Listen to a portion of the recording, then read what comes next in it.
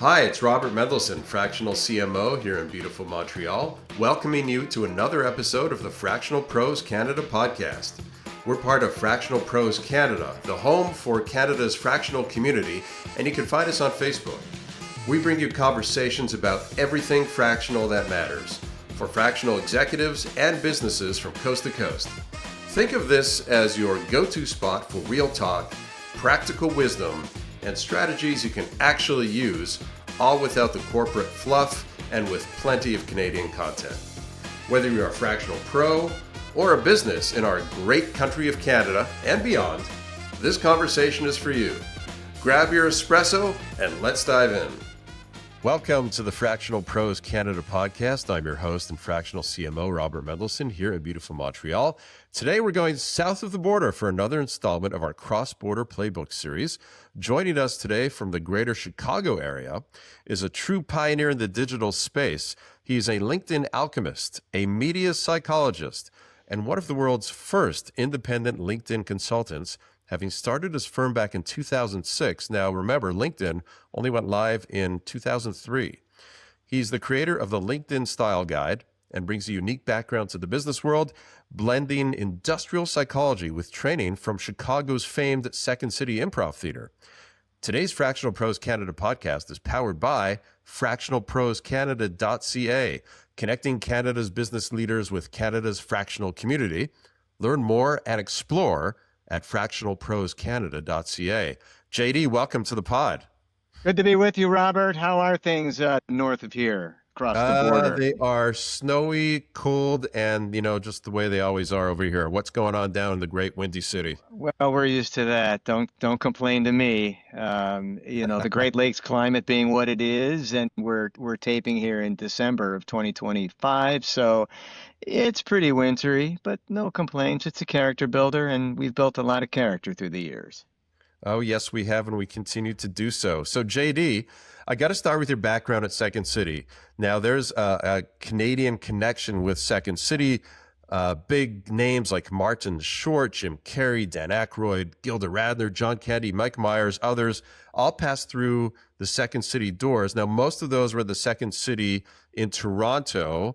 I believe the original one is in Chicago, and then they opened the one in Toronto. But still, any chance you crossed paths with any of those great Canadian actors, comedians along the way? None. I didn't see them in the hallway. None of them were my teachers. But what a great tradition. And improv was something that I kind of discovered in the 1980s, very serendipitously. I went to a show, got called up on stage and caught the bug and started to study the art of improv and took classes back in the 1980s when it was cool to say you took classes at the Second City, and resumed my study of improv in 2017, really to up level as a professional speaker and be more extemporaneous on stage. And I've always improvised. I like to say, Robert, I've improvised my entire career, if not my life. And improv is an extremely valuable skill in today's world, I believe. And I teach it. My clients don't even know they're learning it.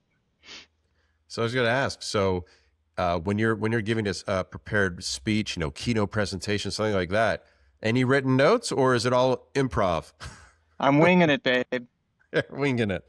So every time is a little bit different, and I guess you adapt according to audience, according to the what were the two guys in the Muppets sitting up in the stage who were heckling the hecklers? Right, the Waldorf, I think Waldorf and Astoria. I don't know. Waldorf I think Astoria, Waldorf was yes. one of the guys, but yes. So you adapt to the hecklers. I should know that because I use those guys in my slide deck.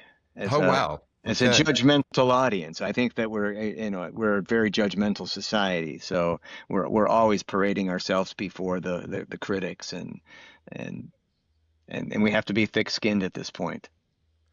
That's brilliant. So most people think of LinkedIn as a very rigid, kind of a buttoned-up place. How would you say the improv principle, which the big improv principle, I did some improv myself as well, so I'm familiar with the yes and principle. So for those who aren't familiar, the principle of improv is when you're playing on stage with one or more other actors, improvers, when they suggest an idea to you or whatever, you never say no, you always accept it. And so it's kind of like a yes and mentality, and you work together on it, you build on it, etc. So how does that yes and kind of approach apply when it comes to building a professional brand on a platform like LinkedIn, which often feels like it's full of no buts? LinkedIn is a place where conversations generate. I talk about it as a bridge to a meaningful conversation in business development or career advancement. And learning the improv framework has really taught me how to talk to business people. And you're going to hear a phrase, if you've leaned into improv in your time, you know that it's being present in the moment and giving space to your conversation partner, and like you say, being heard, being involved in the dialogue. And that's what I try to do as I extrapolate business conversations online to offline and offline to online. I think it's we pass from one interaction to another in the business world, and how you handle them, how you manage them, how you leverage yourself in the presence of others, it comes down to improvisation. I'm constantly going off script, and I learn how to listen actively. I learn how to give back and contribute to the conversation instead of just waiting to say something that's funny or quirky. I really do take in what my conversation partner is giving me and then push it back out there in a way where, again, we can just keep this volley going and momentum building. And that's, in essence, the structure of business conversations, is not letting them collapse, but just keeping them going. Now, one of the things that happens sometimes is when we put out a post on LinkedIn, sometimes there's zero engagement, silence, crickets. A lot of people are afraid of that, of putting out content. It's kind of like the worst nightmare. Oh my God, I blew it. Nobody's going to follow me anymore. I've said something that nobody's interested in. How does improv help you with dealing with that silence? And again, it's the dynamic is interesting because improv is very much a one-to-one. It's a two-way conversation. And LinkedIn, when you're posting, at the beginning at least, it's a one-way conversation. Unless people start engaging with it, then it becomes two-way. But it starts off as a one-way. So how do you balance that dynamic of improv, two-way conversation, and adapt that to what starts off as a one-way conversation in LinkedIn? Yeah, you have a lot of people who are just worshiping the algorithm there, Robert, and vanity metrics becomes their sole scorecard of how they're doing on LinkedIn, and that's really not an accurate measure of performance. There are plenty of people who post in a very limited way, don't get much engagement, yet are able to convert their LinkedIn efforts into wins. And there are people who are the so-called power users who post constantly, regularly, frequently, and get engagement, but it doesn't convert into any economic gain. So where's the bridge? How do we delineate what content can do and what it actually does? And from an improv standpoint, there's not a whole lot you can do. If you're not getting engagement on a post, it's basically existing out there as a vapor in the ether. And maybe you lead people to it. So you improvise a way to get people in front of your content instead of deploying the spray and pray approach and just putting it out there, hoping people will discover it. Is it a mistake to, I used to DJ. It's making me think of when I used to DJ I can tell you got great pipes. Years ago. And sometimes, the party would be going, then you'd put on a song, all of a sudden the dance floor just clears out. It's like you just killed the party. And it was always like, okay, do I just cut this song after like this 45 seconds? Or does that make me look really bad? And I'm going to hold my ground. They're going to let it play the full 3.5 minutes. And then I'm going to put on, a hit that I know is going to fill up the dance floor again. So when you put out one of those posts in LinkedIn where you get crickets, maybe not just for hours, but after a few days, there's just zero engagement. What's the right thing to do? Just let it hang out there forever, and the next one will recover, or should you actually go and delete it? Well, I think it depends on what you're posting because from a strategic standpoint, now let's separate improv from strategy because strategy would imply something more tactical, on the ground. You're contemplating the move of putting yourself out there, parsing your value out there in a way where ideally people will accept it, take you at face value, might net you a profile view or two from which you might be able to generate engagement. Uh, a poor performing post is not the end of the world. I go beyond the metrics, really. I teach my clients to create portfolios of content to which they can bring their prospective clients and strategic partners. Uh, if they're not seeing it in the feed, maybe you push it through a direct message or an off LinkedIn message and get them to your content that way. Um, there's a very strong ego component that operates on LinkedIn. Influencers like to be thought of as truly influencing people, but what is the nature of influence today in an increasingly AI-infused society? I mean, the machines are doing the influencing. I'm not sure humans are influencing humans at this point, but I think the key is to remain authentic. We use the A word here, Robert. Authenticity. Authenticity rules in an artificialized society. And just go out there naturally and slough it off, kind of like a digital Aikido where you just kind of brush your shoulders off. If the post doesn't work, you post again. The idea is to just keep showing up, keep stepping out, and ideally people are noticing. They may just not be engaging in it. Now, is that the media psychologist in you talking? And I ask because just to say the word, to be speaking to somebody who says they are or is a media psychologist is pretty unique. There's not a lot of media psychologists out there, to my knowledge. I believe this is the first time we've had one on the pod, so you get a prize if we had one to give. But most LinkedIn experts are always preaching about what you are not. So beating the algorithm, hacking engagement. But your approach is, as you've said, very different. It's more human centered, kind of like human centered design approach. Welcome to my rebrand. I mean, for so many years, I was exercising media psychology principles, but I wasn't really using that as a brand asset the way I am now. I've been a media psychologist since I discovered TV as a kid and just really understood my own responses, and they've been magnified tenfold as I've become a LinkedIn strategist because I really do pull away from the popular notion. I know that there are people talking about kowtowing to the algorithm and writing in this way or that way. And again, the improv plays in because I structure my posts that suit my needs and are indicative of my personality. And I think that's where I'm really honing in on the media psychology perspective, is that it now comes down to individualizing your approach as opposed to paying attention to the so-called self-declaring experts, or even worse, the thought leaders out there. Because I'm not sure there's a whole lot of leadership going on. I think people do have to find out what works for them, their sweet spots, and really lean into their value in a way that suits them. It's becoming more difficult to get found, to get noticed on LinkedIn. So it does represent kind of a Herculean effort to get your content in front of people. And I think maybe, Robert, that's the future of work, is convincing people that you're worthy of their time. So on the one hand, you have, you're preaching individualized approach. That can help you stand out. You Yes. are, putting forward a version of your voice, your brand, so to speak. But what happens when you do that and you find that there's no engagement for it? It's not working. At that point, coming back to your authentic statement, do you stay authentic or do you pivot to, all right, you're starting to move more towards the side of the spectrum of, all right, I'm going to play more towards the algorithm, even if I'm not authentic. What do you do in that case? I don't write for the algorithm. I write for the human limbic system. I'm not algorithmically driven, and my whole approach, my whole movement, my whole framework is built around individuation, and that is finding yourself, elevating your voice.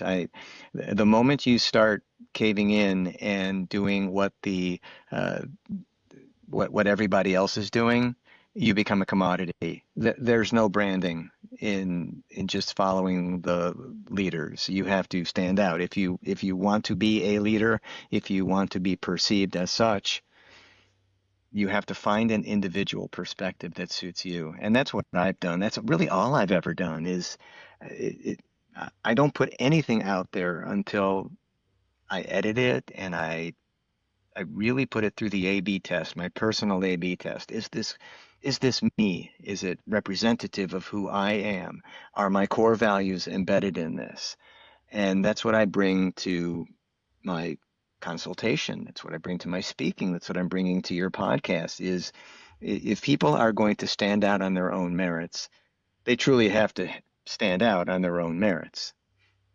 So if you're coaching a client or consulting with a client and they're following that recipe you just laid out, they're being authentic, they're putting forward very authentic content, their voice, their opinions, etc., and still there's no engagement, and they come back to you, hey JD, I'm doing everything you're telling me, but it's not working. What do you coach? What do you tell them to do as a next step? What's Well, the diagnostic there? well, again, you're hearkening back to this no engagement space, and I really don't think that's where it is on LinkedIn. And there's a lot of pressure for people to produce content, and they've been kind of taught by other folks that if you don't get this number of likes or this number of views or reposts or impressions, and how the hell does LinkedIn really know that something you're offering is making an impression? It's how you feel about putting it out there. And if anybody is responding, those are the people that you focus on. We mobilize evangelists, advocates who will push our content out there for us. I don't. I'm not let down if a post doesn't perform well. Finger quotes. I'm really more interested in, again, this is it representative of me and who I am. It's there for people to find it, and I just keep churning material. I If something's not working, I'll augment it. But I certainly, again, do not bend my thinking toward just satisfying an algorithmic pursuit. Sure, and I would imagine there's also other ways to stay authentic, but again, I don't want you to come back again and say, "Hey, you keep talking about engagement, Robert." But again, let's face the truth here. The facts: most people are posting on LinkedIn to get engagement, Yeah. and otherwise they feel like, "Oh, I just wasted time sweating, putting in minutes, hours, whatever it is, making this post authentic, and I'm getting nothing for it." So I would imagine there's other ways to pivot. For example, maybe the topic that is being talked about is not of interest, and they need to find topics that resonate more with their target audience, and Yeah. then they can still be authentic with their voice, but talk about topics that are more relevant. So maybe it's not the authenticity that's the problem. Maybe it's the topic, or maybe it's the audience that they have following them is not the right audience. I mean, I assume there's other factors there that could be tweaked. Yeah, well, that does play into it. We've engineered our audiences in a certain way up until the point we realize that maybe they aren't getting us or maybe they aren't finding us. And that is a key piece as to now 20 plus years into LinkedIn work. The people that we connected with early on, people that we've known in business, they may not be responding to us. They may not be getting our content, but the people who are may not be the right folks. And it behooves us to accept people into our networks or include them in our work, and we in theirs. And there should be some kind of symbiosis, some kind of like-mindedness. One thing to veer away from just the pure content marketing side of it is to find one's true narrative. And most people, especially those that come to me, are in some state of flux or pivoting, or they really do not have a grasp of who they are in the business world. And I've walked in their shoes. Prior to my discovery of LinkedIn, I didn't really have a fully formed identity in the business world. I knew I provided value, but I wasn't really clear on it. And I had this romanticized version of who I was in business, and I would speak to that at times. And when I came to LinkedIn and saw this profile template, I just the way that I'm hardwired, something clicked really well, and I brought fresh content in about myself. And through the years, as LinkedIn has evolved, I've authored my own brand evolution and I've paced my growth along with it. And I think there's something to be said for being, again, confident in one's own skin and moving out there in a way where you have your own stylized expression. I mean, if I'm going out there as a style guide, I try to model excellence by example. I have a sense of personal style that I've brought to LinkedIn. I don't do it the way other people do it. I don't want to do it the other way, the ways that people do it. I want to do it as my own. That's unmistakably JD, where people can look at what I'm doing and say, "Oh, well, that's the way he's doing it. That might possibly work for me." So that's how I kind of go out there with it, finding the narrative and operating with a sense of what we call narrative integrity, where you're true to your storytelling and leveraging the origin story. People didn't care about my story when I first started out there in the so-called LinkedIn trade. It was a cottage industry, and only a few people were really into educating, and nobody was ringing my phone for services. But as LinkedIn started to grow and turn various corners, the profile page, the reference that we put out there on ourselves, that became more important. Content is content. It's the outflow. But the idea of content is to draw people to this central core of information on you, this nucleus, this profile, and have them make their own interpretations and decisions about who you are and the value that you provide. And that's where I've done most of my farming, is making sure that profile is airtight and truly speaks to my capabilities.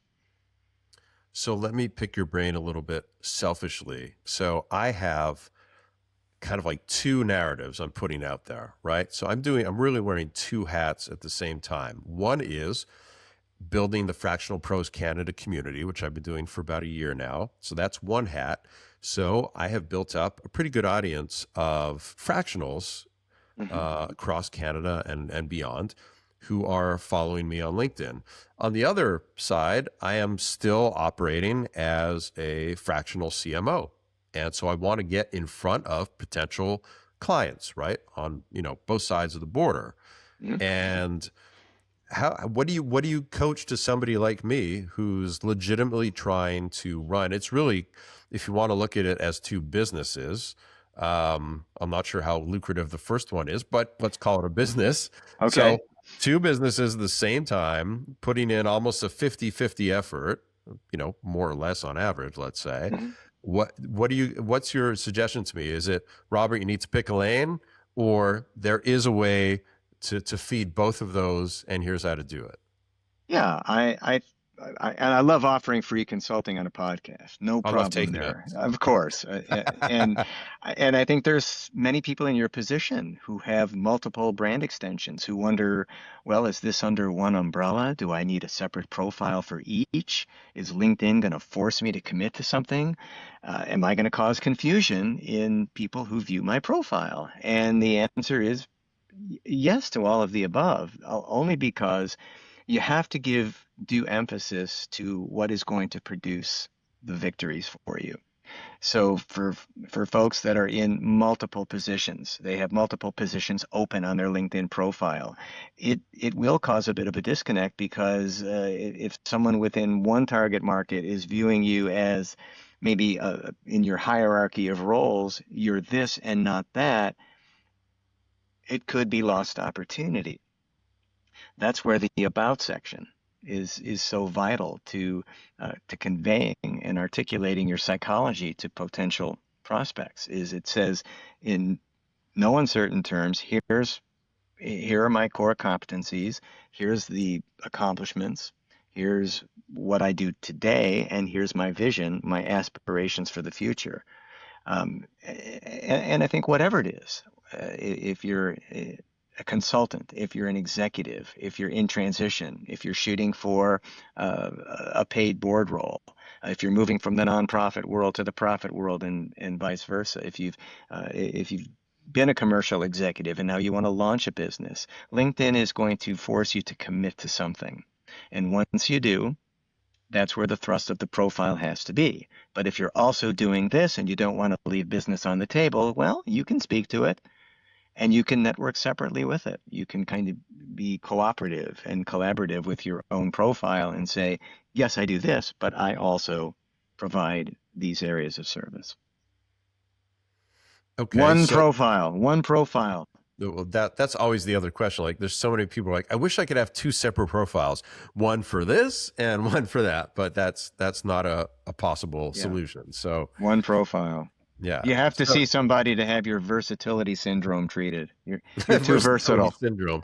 I've never had it called versatility syndrome. Usually it's indecision syndromes. I like versatility syndrome a lot better. Well, there you go. That's been my term for a long time, and I treat people who have versatility syndrome because it's a narrative that's kind of splayed out there into many different areas. And where are you going to go?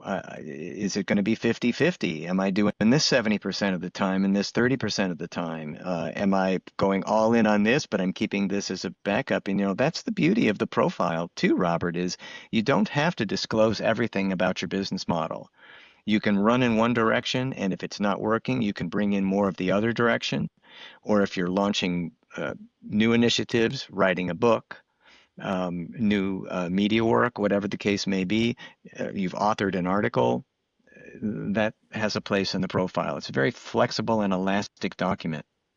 And what about the strategy of maybe you focus your profile on of your one of your hats, so to speak, and then to kind of feed the other one, the strategy there is go and comment on posts from other people who are in that other hat sphere and build up reputation that way and awareness, etc. Is that a good strategy?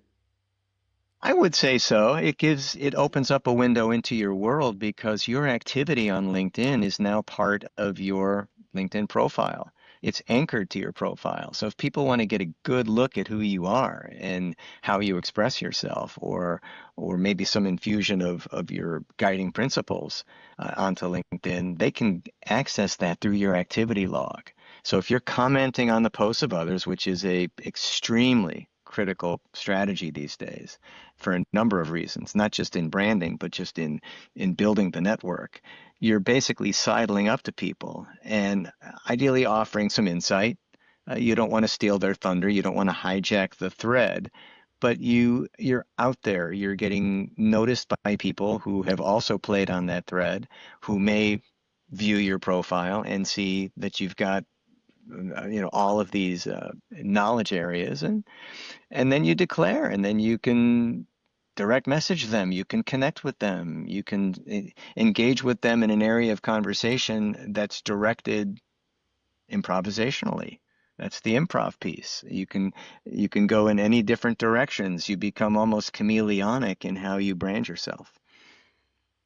When you start working with a new executive client, what are the top mistakes, the low-hanging fruit that you see repeatedly? So, for example, is there something that you typically see right away in somebody's profile, or very often in their profile, which is maybe some kind of corporate speak or LinkedIn jargon, or some kind of verbiage that you right away like, all right, first thing, take this out of your profile, delete these words, reword this, something like that?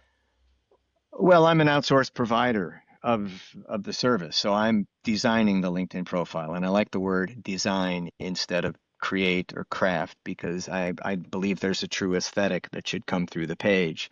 Uh, yes, to what you've suggested, a lot of corporate jargon, a lot of buzzwords, a lot of default, what I call default language, safe language. People might even say, I'm too close to myself. I can't talk about myself. Mom said never to boast about me, and so they just basically repurpose a bio from the website. These profiles lack narrative strength, narrative integrity. They're just they're, there's no storytelling. There's no insight into the human behind the text. So I clean that up. I don't like to harp on mistakes, Robert, because I believe that we're all on the right track. We just kind of need the guidance. And as a style guide, that's what I try to do is encourage people to take a few creative liberties with me. Let me craft a narrative that really puts them out there front and center as who they want to be in business. The key error, and again, you can't correct the errors until you know what they are, is that everybody seems to be selling on the profile. Somewhere along the line, these were taught to be brochures, and people sound like shameless hucksters on their page. They're not positioning themselves as a logical choice, they're just overtly pitching. There's no buyer's journey. I think that to create intrigue on a profile, you move away from that huckster approach and you just talk about yourself. The about section is really about you. It's not here's what I do, here's what I sell, check out my demo reel. It's about positioning yourself as the bringer of the opportunity for people to collaborate with you. What's the value you're providing them? Do they see themselves in your service offering? That's, I think, the largest mistake of all is that people just don't include their reader or their target recipient in their writing, and they default to this sales speak. And we've hit a very predatory sales environment on LinkedIn. As you well know, everybody's pitching. You can't move on the site without running into someone's pitch or spammy automated message. And I tell people, you want to stand out? And they'll say, yes, JD, I want to stand out. And I say, do you really want to stand out? And they'll say, yes, JD, I really want to stand out. Don't sell. That's how you stand out. Build a relationship. Move away from the transactional and focus on the relationship. So your LinkedIn profile, the takeaway for me is your LinkedIn profile should not be a grocery store flyer. It should be True. more of a story that you tell about you. Exactly. And make no mistake about it, Robert, we are selling, but we're selling ourselves. We're installing ourselves into the minds of others as a potential vendor, service provider, employee. You touched on this a little bit in what you just said a couple minutes ago, but how do you handle a client who is very humble and they're just not, or they're just not comfortable with self-promotion? They may be a very accomplished person, but they just don't feel right about, tooting their own horn. So how do you help them find a style that they're comfortable with that keeps it authentic, toots their horn a little bit, maybe a lot, but they're kind of okay with it? Questions, lots of questions. Uh, Again, this individualized approach. There's no one size fits all on LinkedIn, and that's something that I've learned as an advisor through the years is that I can't have them try things that will make them feel uncomfortable or recommend things that they feel would compromise them in front of their colleagues and peers. It's just not good business. What is good business is working with them to find their sweet spot. Everybody brings different personalities, tolerances for risk, and learning style to the work, or to social media in general. And we can't get into their minds. But the closest we can get is to just ask them questions about what would feel good. Do you feel comfortable just taking one or two more steps out of the comfort zone? Because we know that there's no growth in the comfort zone. But in leadership development, we speak about making strides, sometimes quantum leaps out of that comfort zone. And the more people are willing to push out of it and bring themselves up just a little higher above the waterline, if you're a fan of iceberg theory, because so much of what people see lies beneath the surface, but the more you bring that up and make it visible, the better shot you have on LinkedIn because you'll reach more people. They'll identify with what you're trying to put out there, ideally, and again, you move away from being mechanical to being very human. So a lot of our listeners right now are either fractional executives, maybe they're founders, maybe they're CEOs or C-suite executives. Do you have any advice for that specific audience as far as their LinkedIn profile that is different from anything else you've said so far? Or is it really a kind of a one size fits all as far as the approach never changes, regardless of who you No. are, what you do, who your audience is?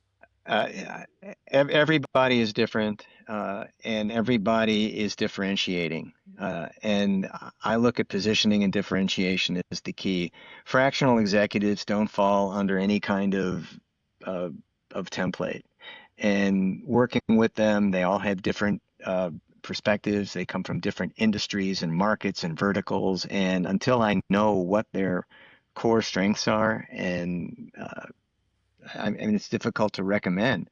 So I go down the journey with them um, and really impose the idea of leadership branding with them and translating their leadership style to a page where the decisions on them will be made.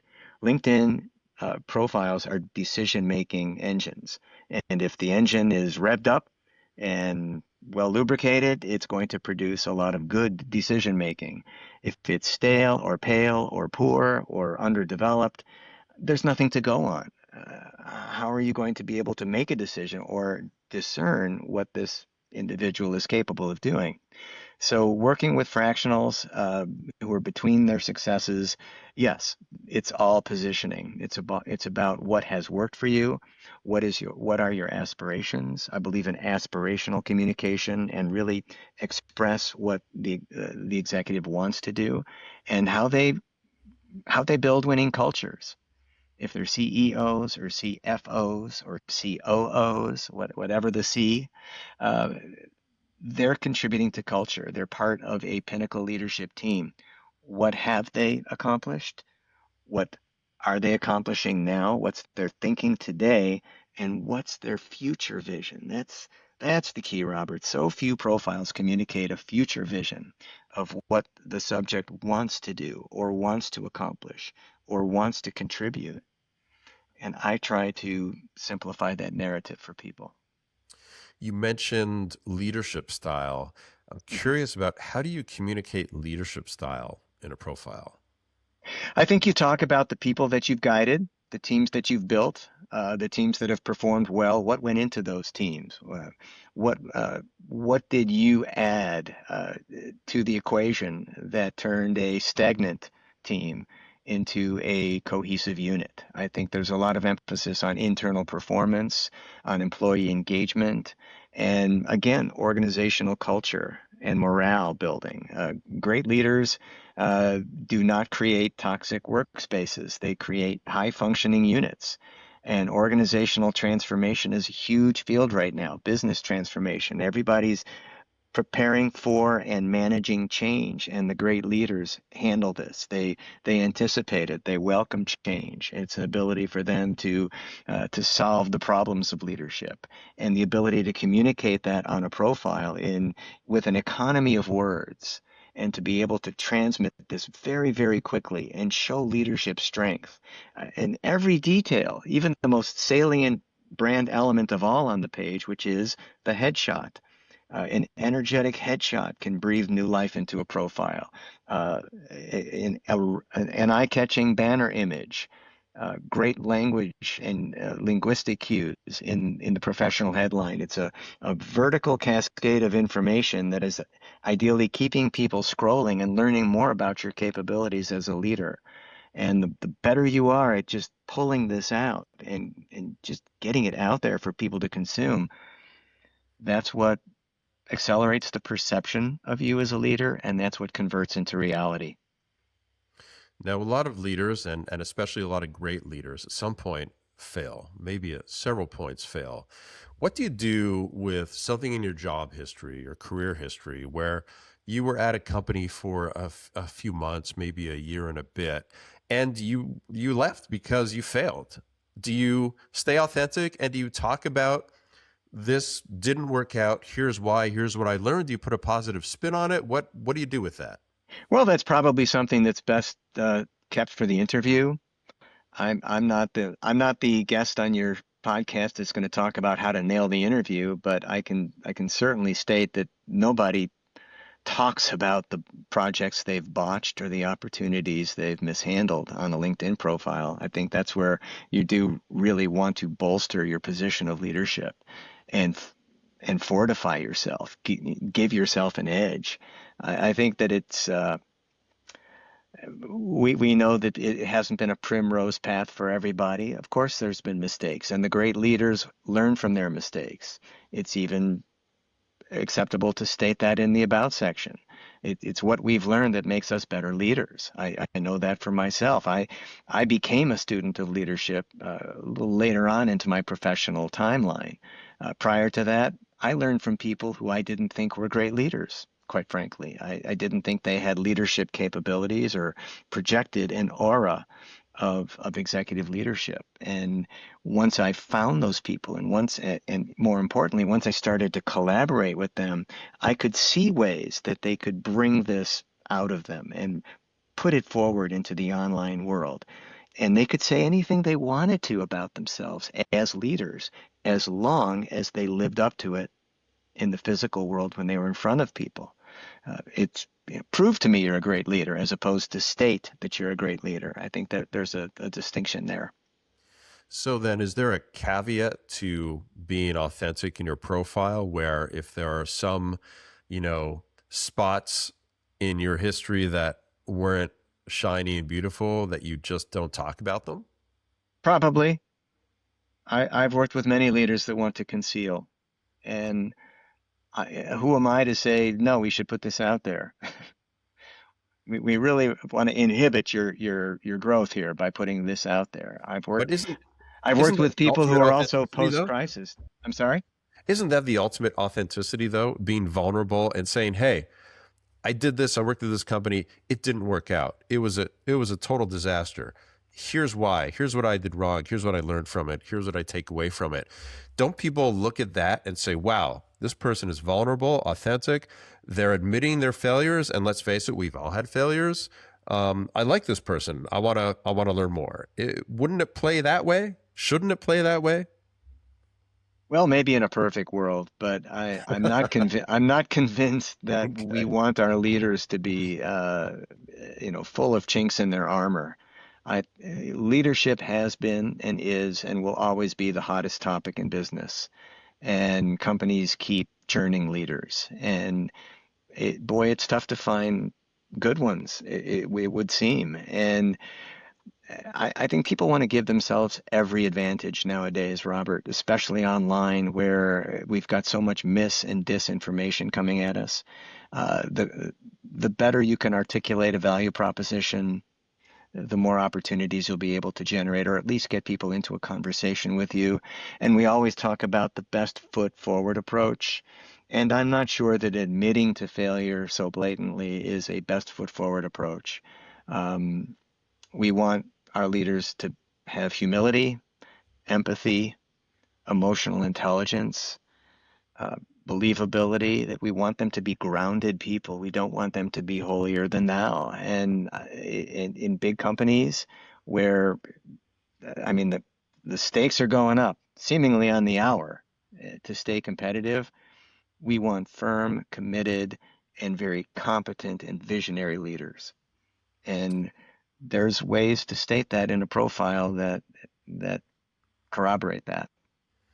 I would be remiss if we didn't talk about the two-letter word of the hour, AI. So, how does AI play into what you do? How much AI do you use to optimize your profile, to write content, to generate ideas? Well, you're actually interviewing a deep fake version of myself. I knew it. There you go.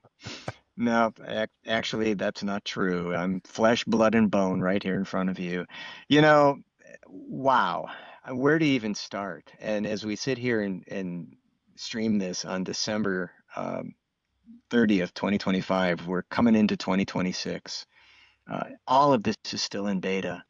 It's such an unregulated industry, the wild, wild west. It's craziness out there. And we've seen people mobilize to start AI careers. We've seen the advent of the AI consultant, the AI coach, the AI advisor, the CAIO, the Chief Artificial Intelligence Officer at companies. I mean, it's consuming us.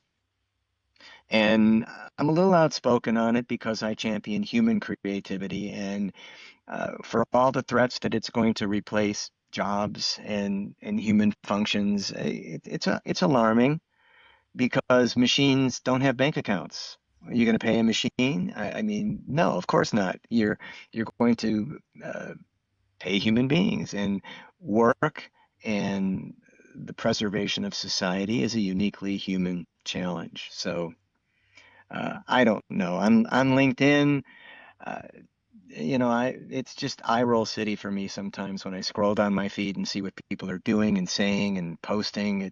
I mean, it's just tougher and tougher to find stuff that captivates me, and I question everything nowadays. I don't think it's that big a negative to see content that's produced solely by AI, but at the same time, it's how we show up within that content. It's, can you see some evidence, some shred of humanity within this content? Does it sound like the person? Because it's kind of being used as a crutch by many people right now. We're outsourcing our brains. So, in your daily workflow of what you do, optimizing, designing profiles, Mm. are you not using any AI at all? Well, it's tough to avoid. I do use an editing program that has an AI component, but I'm an AI after the fact because I want my work to be grammatically tight, but I don't want to take it out of my voice. And the problem I have, the inherent problem I have is if I use it to generate, it's not me. It doesn't sound like me. And I'm a journalist by trade. I learned how to write. I paid attention in creative writing class and in English. I did the work, and I work so damn hard on my content. I really do. And I find it, yes, could it streamline what I do? Yes. But I'm a principled guy, and I don't want to put out stuff that is synthetic. It's got to come from me. Do I rough it out? Do I shape it a little bit? Again, it's hard not to, but I attribute where attribution is due because when you go through the AI matrix, you don't know what you're bringing in, and you certainly don't want to be caught for it. Uh, it's revolutionizing intellectual property law. I mean, who can claim authorship or originality on ideas at this stage of the game if you're pooling from the existing body of knowledge? So there's nothing better than the truth. And the writing that I put out there for my clients is truthful. It's through a process they go through with me to help them gain clarity on their narrative, and I help them put that narrative out there to sell them. I guess the pushback would be, but JD, I can now create, a gem or a custom GPT that is trained on my voice and my brand, et cetera, et cetera, et cetera. And I can save a lot of time by feeding in the topics, the ideas, let it produce the first draft, excuse me, and then I will edit it humanly and ultimately produce, some content that I can really say was human produced, and I save some time doing the heavy lifting with the AI. But Yeah, is it the principle that stops you from doing that? a lot of principle, a whole lot of principle, only because, again, the artificial intelligence is killing authenticity. It's not authentic. Machines cannot authentically think like human beings. I don't care what the news magazines say. They just can't. They don't bear children. They don't have red blood cells flowing through them. They don't have neurons. Now, they're unbelievable. I mean, the science behind it is unbelievable. The fact that they can produce this. But again, it's the growth component, and it's the values that people have about doing their own thinking and having their own perspective. If you're going to state that you have a unique perspective, don't have it synthesized by Chat GPT. Go out there and hone your perspective. Make it come from you. Make it be organic. Produce it from yourself. So how we generate our thinking, our perspective, our worldview, our outflow, all of this, I just think human intelligence that's where it carries the flag for me. And there's some who would disagree, who would say, look, I got things to do. If I can skirt the time and effort involved in producing a 3,000 word communication for my company, you better believe I'm going to ChatGPT. I got things to do. Now, honest engine, I didn't write my first term paper after I read Moby Dick in junior high. I let the Cliff Notes kind of write it for me.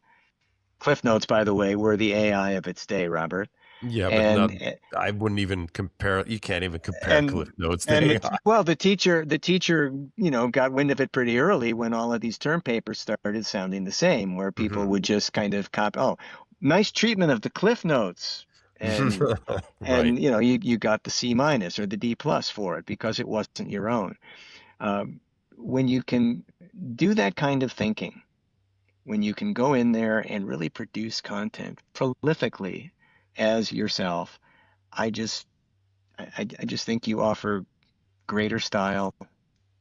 You offer ingenuity. You offer improv. You offer what companies truly want, and that's a human touch. Because every company, every brand, every tagline, they're saying it's about customer service. It's about being unique out there. And how can you be unique if you're pooling from the same source? By the way, the Canadian equivalent to Cliff's Notes is Cole's Notes. Is that right? Okay. Long time ago, there was a bookstore chain Canada-wide called Cole's, and they would put out Cole's Notes. They are no longer around. It has been a long time. In fact, if somebody is, I don't know, maybe listening and under 30 or maybe even 40, they probably have never heard of Cole's. So, but yeah. It's funny in the talks that I've given live at conferences, and I mentioned that Cliff Notes thing. I have to confess that's not the first time I've discussed the whole Cliff Notes thing. There are people that really get a kick out of it because they can see uh, a similarity between stopping and looking at a blinking cursor and then punching up a couple of prompts into GPT. And now there are people out there who will tell you how to optimize your prompts. Holy mackerel, are you kidding me? So you can pay somebody to come in and help shape your AI input and tell the machine what to do. It's remarkable. I mean, that's the next shiny thing chase Well, in action right there. those people are out of business already because now the thing to do is use AI to Hmm. design the prompt, which you then take and use to prompt Yeah. AI. So Exactly. Well, that's it. Done. I know that it's really evolving and it's amazing. It's moving light years a second and fantastic. I'm interested. I like the science behind it, and I like how people are leveraging it. But I'm also teaching people how to create their own algorithms, and I teach them self-reliance, and that's leadership development. Is really pooling their own strengths. Executives, fractionals, I'm sure who are listening here, they've been assessed by companies. They've taken the Myers-Briggs, they've taken the Strength Finder, they've taken leadership assessments and evaluations, and they measure up on these skill sets. And when you look at the top words that come out on resumes, right at the top of the list is what? Creative, to describe people. People describe themselves as typically dynamic and creative. If everybody was dynamic and creative, they wouldn't be moving from place to place and spitting prompts into a machine. So I think that there's something to be said for, again, organically doing the dredging, coming up with ideas, whether it's as an individual, whether it's in a group setting, and putting them out there on the table and claiming ownership of those uh, beliefs. But what are you going to do? We'll see where this thing goes. All right, JD, It's too early to tell. Final, yeah, and by the time this airs, who knows? You may have actually been replaced on this podcast Who by knows? an AI version of you, which the AI just automatically did by itself. Who knows? Final question, JD, as we ask all our guests here on the Fractional Pros Canada podcast, if you could put one message on a billboard for millions of fractionals and executives to drive by every single day and see and get inspired by on the highway of life, what would that message be?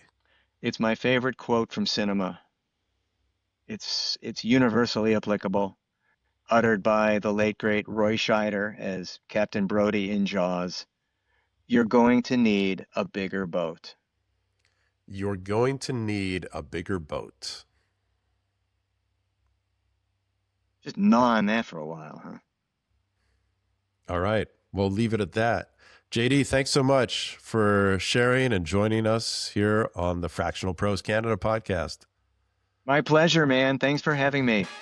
That's a wrap on another episode of the Fractional Pros Canada podcast. If you're a fractional professional based in Canada, we'd love to have you join us in the Fractional Pros Canada Facebook group, the home for Canada's fractional community. It's where Canadian fractional executives connect, share insights, and help each other succeed. Until next time, I'm Robert Mendelson, Fractional CMO. May your impact be full-time, even if your hours are fractional.